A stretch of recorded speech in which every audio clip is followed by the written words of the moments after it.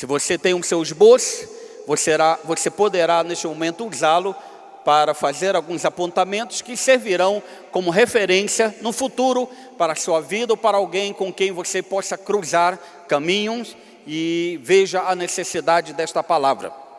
Eu gostaria de orar com você e em seguida vamos então estar ministrando sobre esta série, Um Natal de Esperança, e esta é a segunda de 4 mensagens relacionadas com a série Um Natal de Esperança.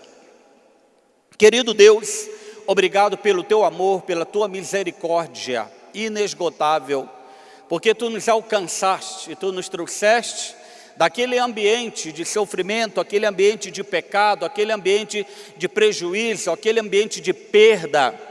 E agora estamos vivendo no reino da luz, no reino do teu amor. Fomos alcançados por ti. E nesta época de Natal, esta época natalina, nós queremos continuar proclamando o verdadeiro sentido e significado do Natal para todas as gerações, para todas as pessoas, para todos aqueles que nos ouvem, para que saibam que nós temos uma razão para celebrar o Natal, que tu possas falar ao nosso coração.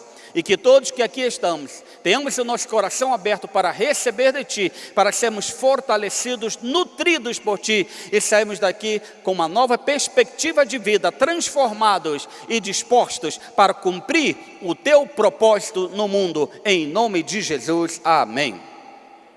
A mensagem desta noite é: Jesus, a esperança do Natal chegou.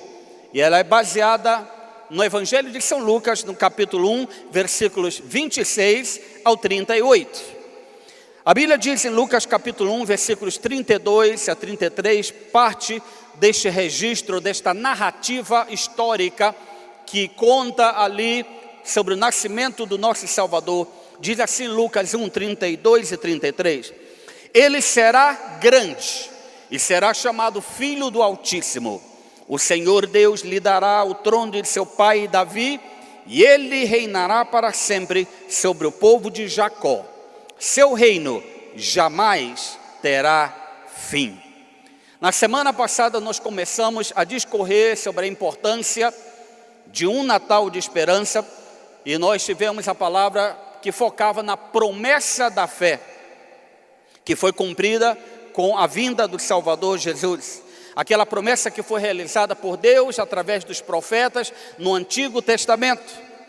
E se cumpriu com o nascimento do nosso Senhor e Salvador Jesus Cristo na cidade de Belém.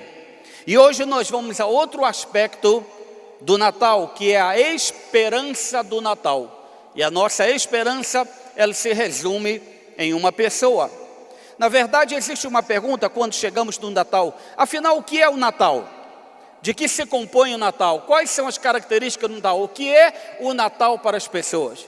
Gostaria de chamar agora a apresentação de alguns slides à medida que vamos verificando estas 3 fotografias em ordem e vamos vendo se isto é ou não é o significado para muitos do Natal. Primeiro, nós temos aí uma belíssima árvore de Natal. Árvore de Natal. A Bíblia não fala nem contra nem a favor, árvore de Natal. É segundo a consciência de cada um, porque na verdade a árvore de Natal que nós usamos hoje e o sentido que ela traz não tem nada a ver com o sentido anterior, de muitos anos atrás, que dizem as pessoas está associado com o paganismo. Na verdade, a tradição da árvore de Natal com o conteúdo cristão começou por volta do século XV ou século XVI. Diz a tradição que a primeira pessoa dentro desta nova tradição de significado de árvore de Natal foi, na Alemanha, Martinho Lutero, que colocou um pinheiro e pendurou as velas no pinheiro para ilustrar assim para as crianças, poder explicar para os menores como poderia ter sido a noite de Natal do nascimento do Salvador. Aí já depois, a partir do século XVIII e XIX, é que isto se tornou realmente uma tradição popular na Europa, com o conteúdo da árvore de Natal que hoje nós temos, que tem a estrela, que tem um anjo, tudo com os significados cristãos que nós abordamos na nossa peregrinação cristã. A segunda foto que vocês puderam observar foi do Papai Noel. Quem já não ouviu falar do Papai Noel? Pois bem, Papai Noel hoje é uma fantasia, é verdade. É um ser que também não falamos nem contra nem a favor. E o que quer dizer então Papai Noel? Na verdade, a fantasia do Papai Noel, ela começou baseada em uma pessoa real. Ele era um arcebispo turco, arcebispo chamado São Nicolau. E então este São Nicolau era uma pessoa muito generosa. E ele distribuía presentes para as crianças, para os pobres. Inclusive, diz a tradição que um dos costumes dele era colocar uma bolsa de moedas na chaminé do lado de fora, para ajudar a estas pessoas. E isto ocorreu a partir do seu nascimento no ano 240 da era cristã, por ser uma pessoa muito generosa. Aí é claro, depois começou a misturar-se isto com lendas que vieram logo depois.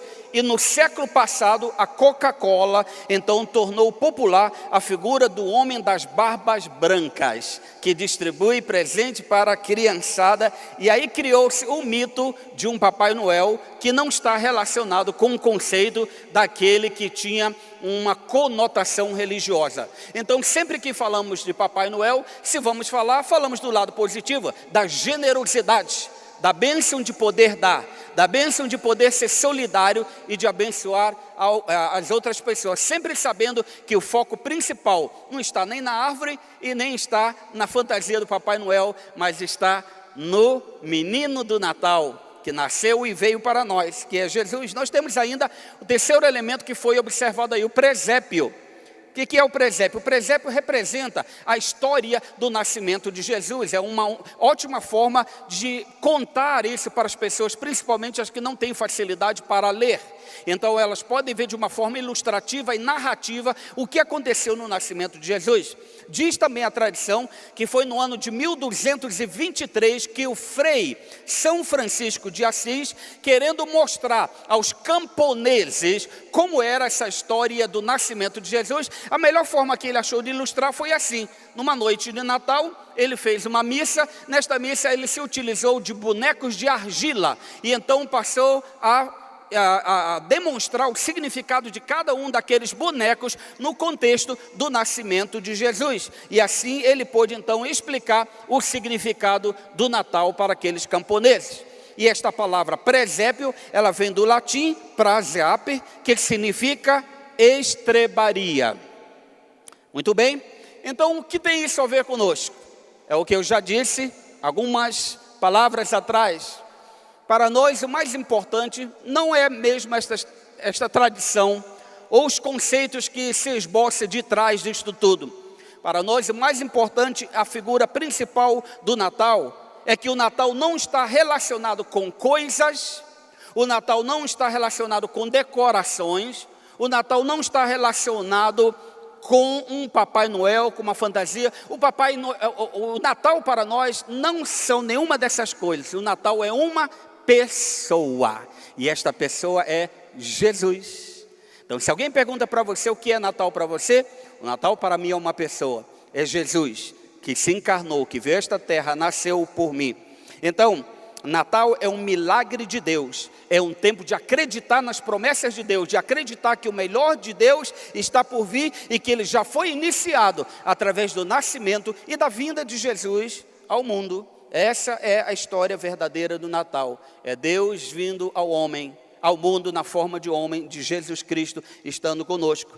E este milagre do nascimento de Jesus, ele tem em si três fatos envolvendo a sua história. Primeiro, é uma promessa. Segundo, é um milagre. Terceiro, o cumprimento. Para que esta história do Natal se desenvolvesse desde o seu princípio, houve uma promessa. E a promessa foi feita desde o Antigo Testamento pelos profetas, inclusive Isaías, uns 600 anos antes do nascimento de Jesus, já profetizou, já predisse, já falou sobre o nascimento do Salvador Jesus. Por isso é uma promessa e constitui-se em um milagre, como vamos abordar daqui a pouco, o fato de Jesus ter nascido de uma forma milagrosa. E também trata-se de um cumprimento histórico. Isso não é uma lenda, não é um mito, não é uma ficção. O nascimento de Jesus é algo histórico e real. E baseado nestes fatos, nós podemos de fato crer em um Natal de esperança para nós e para as nossas famílias. A Bíblia diz em Lucas, capítulo 1, verso 26 e 27. No 6º mês, Deus enviou o anjo Gabriel a Nazaré, cidade da Galileia, e uma virgem prometida em casamento a certo homem chamado José, descendente de Davi. O nome da virgem era Maria. Aqui nós observamos 3 personagens importantíssimos no contexto e no enredo dessa história natalina. Quem são esses personagens que estão aqui? Primeiro, o anjo Gabriel. Segundo, José, o carpinteiro. E terceiro, Maria, a jovem virgem. Esses 3 personagens foram super importantes para que essa história tivesse uma trama, tivesse um enredo tão maravilhoso, tão especial e milagroso para nós estarmos celebrando hoje em dia. Então, esta é a primeira cena de Natal. É Deus vindo ao encontro do homem, se manifestando ao homem, dizendo: eu amo você, eu amo você, eu amo você. E a prova maior do amor está aqui. Eu estou enviando o meu filho, Jesus, a este mundo para viver entre vocês e trazer transformação e trazer salvação para a vida. Então o foco no Natal para nós é o foco do aniversariante. E o aniversariante é Jesus de Nazaré. Então Jesus nasceu em Nazaré, que é foi uma cidade pobre, insignificante. Na verdade, a história conta que naquela época, Nazaré tinha aproximadamente entre 200 a 400 pessoas, no máximo. Então você já sabe, todo mundo se conhecia. Ó, fulano saiu a hora tal. Olha, acabou de chegar. Porque era um vilarejo, um lugar bem pequeno. Foi aí que Deus escolheu para que o filho dele fosse criado. Ele nasceu em Belém e foi criado em Nazaré. Esta cidade pobre que fazia parte da Galileia, que era naquela época dominada ou regida por um dos filhos de Herodes. Naquela época de Jesus, Palestina tinha aproximadamente entre 500 mil a 600 mil pessoas.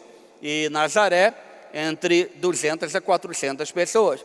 Então era uma cidade que não era muito conhecida, um vilarejo, não era muito conhecido. No Antigo Testamento, na verdade, nem se fala de Nazaré. Tanto que a Bíblia fala em outra ocasião, em João, que lá desta cidade não tinha saído nenhum profeta. Ninguém conhecia, na verdade. E foi por isso que Natanael, que havia sido convidado por Filipe para ser parte dos discípulos de Jesus, daquele grupo, daquele círculo de seguidores de Jesus, ele fez a pergunta. Está lá em João 1,46. Perguntou Natanael: Nazaré, pode vir alguma coisa boa de lá? Disse Filipe: venha e veja. Então, mesmo tendo anjo, José, Maria, nessa história tão linda no Natal, eles nada mais são do que coadjuvantes. Eles são aqueles atores que estão ali só para dar o suporte, ajuda e preparar para o artista principal, para a estrela do evento, que é Jesus. Então, algumas pessoas perguntam ainda hoje a mesma pergunta, mas não sobre Nazaré. Pode alguma coisa boa vir da igreja? Será que alguma coisa boa pode sair daquela IC, Igreja da Cidade, ex-PIB? Será que tem alguma coisa boa que sai daquela célula, aquele agrupamento de pessoas que se reúnem semanalmente? Será que alguma coisa boa pode vir da Bíblia, deste livro que chamam de sagrado?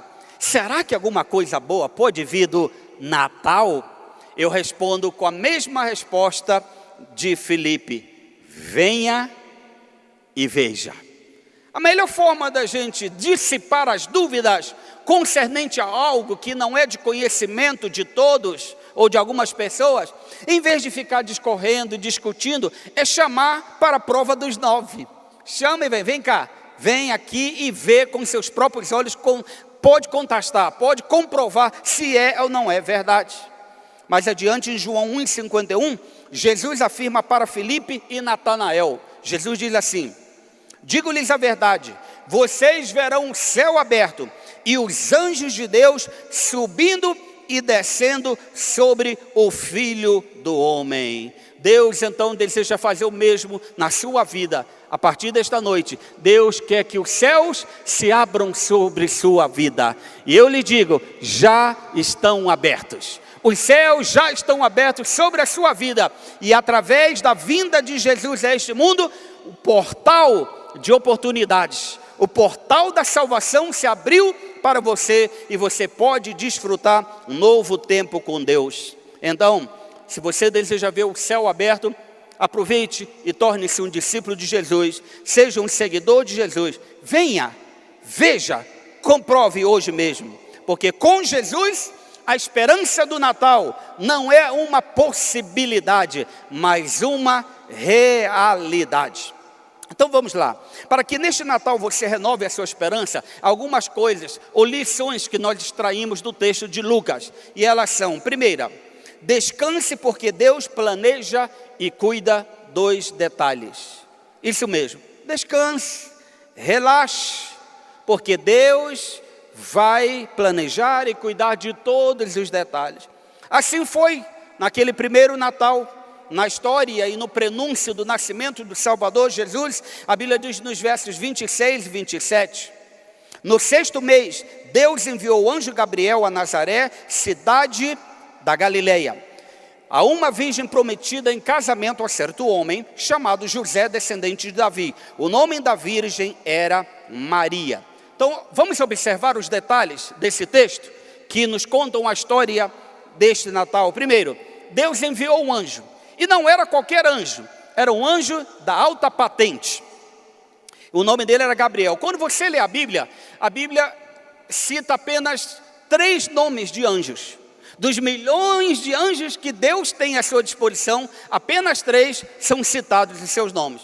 Primeiro, Lúcifer, anjo de luz, que era aquele querubim da cobertura de glória, liderava o louvor, uma pessoa de muita influência no céu, até o momento em que ele se rebelou, levou uma terceira parte dos anjos e então se afastou de Deus.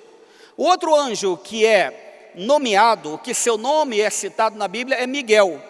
E Miguel, além de ser um anjo, o que significa esta palavra mensageiro, enviado, alguém que tem um recado para entregar, mas Miguel ele vai mais além, ele é chamado de arcanjo. Na verdade, na Bíblia, é a única pessoa que é citada como arcanjo, Miguel. Arcanjo significando o príncipe dos anjos, o chefe dos anjos. Ele aparece lá em Daniel, quando Daniel estava no momento de uma luta intensa e difícil, e Gabriel também não estava dando conta, porque havia uma força demoníaca, um príncipe das trevas da Pérsia que se levantou, e Deus enviou Miguel, e aí veio o príncipe dos anjos, arcanjo Miguel. E o terceiro que a Bíblia menciona é justamente o Gabriel, que aparece primeiramente em Daniel também, lá no capítulo 8, para vir conversar e trazer algumas revelações especiais, coisas sobrenaturais para Daniel, inclusive referência ao retorno, à vinda de Jesus a este mundo. E agora, 500 anos depois, este mesmo Gabriel aparece. Gabriel, o nome dele significa varão forte, ou o herói de Deus, e a outra parte é o homem forte. Então ele se apresentava com uma aparência de um ser valoroso, de um guerreiro, de um herói vitorioso. Não é à toa que quando ele apareceu para Daniel, diz a Bíblia que Daniel ficou meio balançado, e ele falou: acalme-se, não tenha medo, sou eu. E ele se apresentou. Este mesmo anjo vem com esta mesma palavra, agora aparecendo neste contexto do Natal. Então entende-se que ele era um anjo da alta patente, porque a Bíblia fala que ele estava na presença de Deus. Então ele não é aquele anjo que fica cumprindo missões o tempo todo aqui e acolá, mas é um anjo que fica na presença de Deus, alta patente. Nós temos o vilarejo simples de Nazaré, do qual já falamos inicialmente, pobre, que não era conhecido, pouquíssimos habitantes. Nós temos a região pobre, impura, insignificante da Galileia, governada por o filho de Herodes. E nós temos no contexto desse enredo a virgem, aquela jovenzinha que não sabia nada ainda do mundo, e agora foi aproximada pelo Criador do universo, que tem uma mensagem especial para ela, através do anjo do Senhor. E aí nós temos também neste enredo José, que é descendente da linhagem real do rei Davi, um simples carpinteiro, porém de uma linhagem real. Então este é o contexto deste enredo, desta história, muita simplicidade dentro deste quadro histórico, mas Deus tinha um plano, Deus tinha um propósito, mesmo em circunstâncias tão simples, tão pobres, às vezes desconhecidas, Deus tinha um plano. Sabe por quê? Existe uma verdade que eu quero que você repita após eu dizer: Deus cuida de mim. Diga comigo: Deus cuida de mim. Deus cuidou de todos os detalhes, e por isso que o anjo veio e trouxe aquela palavra para Maria, para que ela pudesse descansar, porque Deus estava planejando, Deus estava no controle de toda a situação. Então acredite, Deus está no controle da sua vida. Descanse, relaxe neste Natal, você vai ter o melhor Natal de todos os anos. Você vai ter o melhor Natal de todos os anos, porque o planejador por excelência já planejou o seu Natal para este fim de ano. Para que neste Natal você renove a sua esperança. Número 2, anote aí: confie que Deus está sempre perto de você. Deus está sempre perto de você, confie. Uma das características do ser humano, o ser humano gosta de um toque. O ser humano gosta do abraço, o ser humano gosta do contato. Olhe, por exemplo, aqueles que são pais, a mamãe, por exemplo, quando a criança nasce, o bebê, uma das coisas que a criança tem mais falta é o quê? É de ser abraçada, de estar ali e ter aquele amor, aquele carinho, aquele calor humano faz muito bem. E quando nós crescemos, não é diferente. Nós gostamos desse carinho, nós gostamos da cordialidade, nós gostamos da ternura, nós gostamos de ser bem tratados. Pois é isso que a Bíblia está falando. Isto aconteceu exatamente no Natal, versículo 28. O anjo, aproximando-se dela, disse: alegre-se, agraciada ou favorecida, o Senhor está com você. Um dos títulos que Jesus tem quando ele chegou aqui na terra e ele recebeu foi o título de Emanuel, que quer dizer Deus conosco. Então eu tenho boas notícias para o seu Natal. O Senhor é contigo, o Senhor está com você, Ele estará presente na sua mesa de Natal, lá naquela ceia. Guarda um lugarzinho lá, porque Deus já é o convidado de primeira para o seu Natal. E Ele quer que você confie nele, que Ele nunca vai lhe abandonar. Deus nunca vai ficar longe de você, porque o próprio nome dele já diz: Emanuel, Deus conosco. Eu não sei quantos já se sentiram traídos, quantos se sentiram abandonados, seja na infância, na adolescência, na idade adulta, seja por algum amigo, por algum parceiro, por algum companheiro, por alguma pessoa de perto ou de longe. É uma experiência terrível a pessoa ser rejeitada, a pessoa ser abandonada, a pessoa ser desamparada, a pessoa ser negligenciada, alguém ser indiferente para você, alguém fazer pouco caso, olhar de lado, de cara feia, olhar torto, olhar de soslaio para você. Ninguém gosta disso. Eu quero falar para você boas notícias de esperança neste Natal. Deus sempre ficará perto de você, Ele nunca vai lhe abandonar, Ele nunca vai lhe deixar, Ele nunca vai correr, Ele nunca vai deixar você às cegas. Ele sempre estará com você para guiar, para orientar, para lhe dar discernimento, para lhe abraçar, para lhe dar carinho, para revelar o seu amor, porque esta é a fonte e a natureza do Natal. Deus enviou o seu Filho para que fosse feita uma conexão e o relacionamento fosse começado de Deus com você.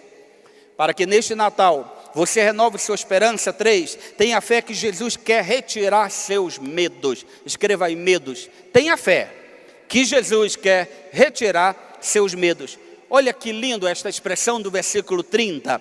Diz assim: mas o anjo lhe disse: não tenha medo, Maria, você foi agraciada por Deus.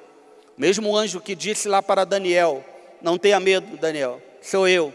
Agora está ele novamente repetindo esta frase para ela e diz: não tenha medo. Obviamente estamos falando de uma jovem praticamente saindo da adolescência. Ela tinha muitas preocupações, mas naquela época vale-se dizer que era natural as pessoas casarem com pouca idade, ok? Atenção, não perca este ponto. Era muito normal as pessoas casarem com uma pouca idade, com mínima idade. Alguns anos atrás também aqui era, né? As pessoas casavam com relativa idade. Eu, por exemplo, quando fui me casar, a minha esposa sabe disso, eu já fiz planos. Eu quero casar mais ou menos quando tiver 24 para 25 anos, nem mais, nem menos. Eu fiz meu plano e orei para o Senhor. Senhor, está chegando a hora, Senhor. E agora, né? E aí Deus me achou, né? A minha costela aqui em São José dos Campos. É aquela linda namorada eterna que estava fazendo ali a cerimônia da vela, né? Que estava falando para você sobre a luz que é Jesus. Pois é, ela irradiou a minha vida também. Glória a Jesus. Então, veja bem, eu casei e graças a Deus vamos completar agora, dia 15 de dezembro, 32 anos de um feliz matrimônio. Louvado seja Deus. Agora, os tempos hoje estão mudando. Hoje as pessoas estão casando cada vez mais tarde, não é? Eu vou terminar meus estudos. Agora eu já terminei o básico, vou fazer o mestrado, vou fazer pós, vou fazer doutorado. E sabe que tem muita gente que, para eles é uma justificativa, uma escusa. Ficar estudando, para não enfrentar outros desafios da vida. Já conheci alguém aqui. E aí depois, é aquela oração de virada de ano. Senhor, não quero ficar para titia. Senhor, me livra de ficar para tia-avó. Mas eu quero te dar boas novas, você não precisa ter medo. Deus está no controle da sua vida. Se você está pensando em casar, prepare-se. Prepare o seu enxoval, já está na linha de espera. Deus já tem o seu príncipe, Deus já tem a sua princesa. Se é um emprego, Deus já tem um emprego. Se é promoção, Deus já preparou. Qualquer que seja o seu sonho, o seu projeto, a sua realidade espiritual, Deus já preparou para você. Não tenha medo. E lembre-se, é tudo pela graça. A mensagem do anjo foi: você foi agraciada. O que quer dizer isso? Você recebeu a graça. Meus queridos, é tudo pela graça. Então pare de gerenciar as lutas na sua vida e deixe a graça controlar a sua vida. Porque é pela graça que nós somos salvos, é pela graça que nós somos perdoados, é pela graça que nós somos renovados, é pela graça que somos restaurados, é pela graça que somos firmados, é pela graça que nós conhecemos a Jesus, é pela graça que nós vamos viver com Jesus por toda a eternidade. Então não tenha medo, você é agraciado, porque você tem um favor, você tem a graça imerecida de Deus na sua vida. A Bíblia diz, em João 1, 3 a 5, todas as coisas foram feitas por intermédio dele. Sem ele, nada do que existe teria sido feito. Nele estava a vida, e esta era a luz dos homens. A luz brilha nas trevas, e as trevas não a derrotaram. E respondeu Maria em Lucas 1,37, pois nada é impossível para Deus. Esta é a mensagem de Deus para você. Não precisa temer, porque através dele todas as coisas são possíveis. Talvez para nós, na nossa humanidade, não possamos ver o que está adiante. Mas Deus que vive na eternidade, conhece o princípio e o fim de todas as coisas. Ele já sabe o que aguarda para você. Descansa, não tenha medo. Deus é com você neste Natal, existe esperança. Para que neste Natal você renove sua esperança. 4, acredite que Deus tem planos maiores que os seus. Note aí, Deus tem planos maiores que os seus. Eu acredito que muitos de nós estamos fazendo planos, porque é sempre assim, gente. Termina um ano, vai começar um ano, aí a gente já tem um monte de resoluções. Eu vou fazer dieta, e desta vez não vai ser dieta da lua, né? Para ficar redondinho. Eu vou fazer outro tipo de dieta, eu vou fazer o regime, eu vou correr, eu vou andar. Todo ano é a mesma coisa, e a gente tem uma dificuldade. Eu quero dizer, não deixe de fazer planos. Planejar é bom, é coerente, é necessário. Mas nunca deixe que os seus planos tomem o lugar dos planos de Deus para a sua vida. Faça os seus planos e apresente-os diante de Deus e diga, Senhor, eu quero alinhar-me aos teus planos. Porque eu fiz aqui mas do Senhor vem a última palavra, do Senhor vem a direção, do Senhor vem os caminhos verdadeiros. Aqui está, Senhor, faça-se a tua vontade. Se você fizer isso, você terá o melhor Natal de todos os tempos, porque você viverá um Natal com a esperança de que os planos de Deus não apenas são maiores, mas são melhores do que os seus. Deixa eu dizer uma coisa, o plano de Deus não apenas é maior do que você, ele é maior do que os seus planos, ele é maior do que você próprio. Os planos de Deus são maiores do que os seus planos e são maiores do que você, do que a sua própria vida e existência. Verso 31, você ficará grávida e dará à luz um filho, lhe porá o nome de Jesus. Que interessante, qual era o nome dele? Jesus. Em grego, Jesus. Em aramaico, a língua que Jesus falava também, Yesu. Ambos derivam do nome hebraico Yeshua, que no Antigo Testamento é equivalente a Josué.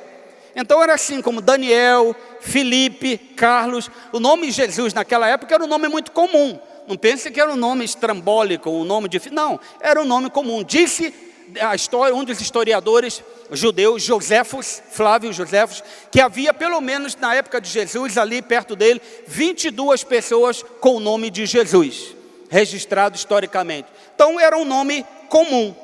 Tanto era comum que alguns escritos revelam o nome dessas pessoas. O Novo Testamento fala de Jesus, o justo, amigo de Paulo.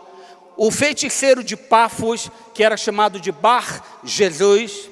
Alguns manuscritos dão também ao nome de Barrabás o primeiro nome de Jesus. Então, quando se faz a pergunta, a quem vocês querem que eu solte? A Jesus Barrabás ou a Jesus chamado Cristo? Faz sentido. Por que Jesus chamado Cristo? Para diferenciar do Jesus Barrabás. Então vejam bem a simplicidade de um nome, mas um nome comum para uma pessoa extraordinária. O poder de Jesus está não apenas no nome, mas também está na pessoa dele, em quem ele é. Por isso eu digo para você, Deus tem planos maiores do que os seus planos, Deus tem planos maiores do que você, e mais uma, Deus tem planos maiores do que o seu próprio nome.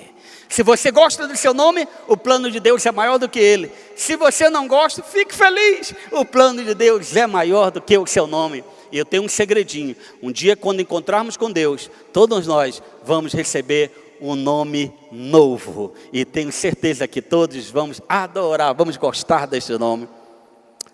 Para que você, neste Natal, possa renovar a sua esperança, creia no poder que está sobre a sua vida. 5, creia no poder que está sobre Jesus. O poder que está sobre Jesus. Então veja bem, não apenas ele recebeu um nome extraordinário, um nome que apesar de ser simples, a pessoa que tinha um nome fazia diferença. Apesar do nome significar aquele que salvará o povo dos seus pecados, Jesus tinha um poder extraordinário, tanto que o diabo sabe diferenciar quem é o Jesus de quem nós falamos. E por isso que quando você fala, existe poder no nome de Jesus, existe poder. E por isso que a Bíblia diz que um dia todo joelho se dobrará e toda língua confessará que Jesus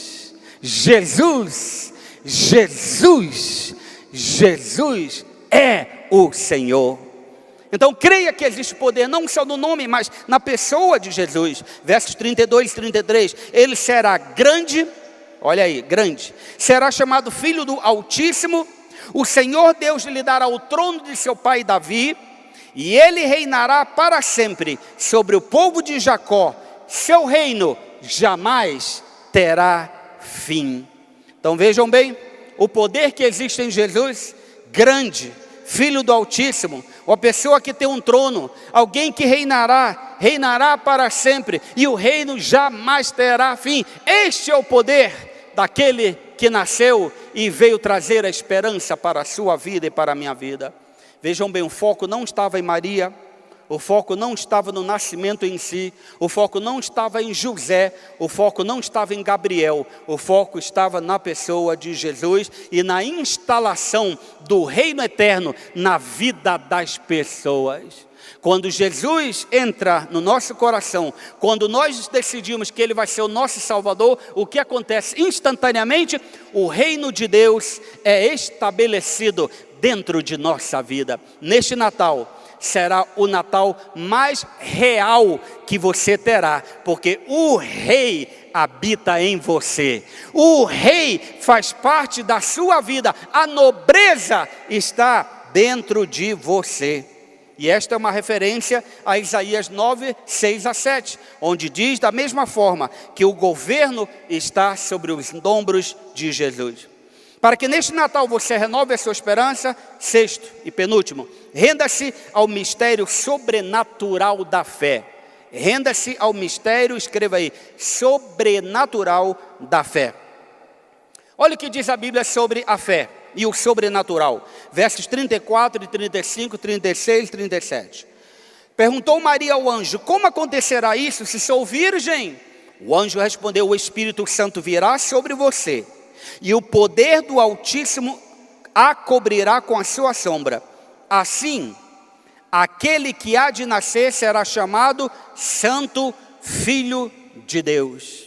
Então, onde está o segredo aqui? O segredo de render-se a este mistério sobrenatural da fé está na resposta. O que é que eu vou fazer? Como isto vai acontecer? Mas por que eu? Como isso é possível? E a resposta está aqui: o Espírito Santo virá sobre você. Eu tenho boas notícias de esperança para você. O Espírito Santo vai estar presente no seu Natal também. E quando o Espírito Santo está presente, a sua fé é fortalecida, a sua esperança é robustecida. O seu Natal é um Natal totalmente diferente, porque o Espírito Santo é espírito de graça, é espírito de amor, é espírito de fé. Ele é espírito que renova, ele é espírito que robustece, ele é espírito que nos leva de glória em glória para o destino que Deus preparou para nós. O Espírito Santo capacita, empodera, habilita, transforma o seu status quo, a sua condição de vida, e você recebe um upgrade espiritual que se manifesta também no natural. Veja o que aconteceu com Isabel, além de Maria.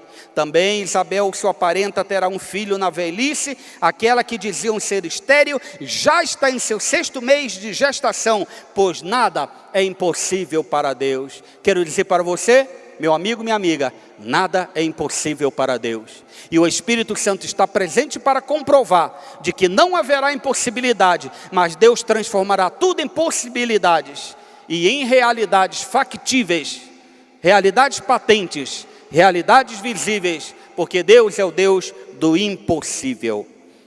E por que isto acontece? Quando você acredita, você está externando a essência do seu ser. Quando você crê, você está demonstrando, externando a essência do seu ser. O que eu quero dizer com isso? Você não é um ser físico que vive uma experiência espiritual. Você é um ser espiritual que vive uma experiência física. Então o que quer dizer isto?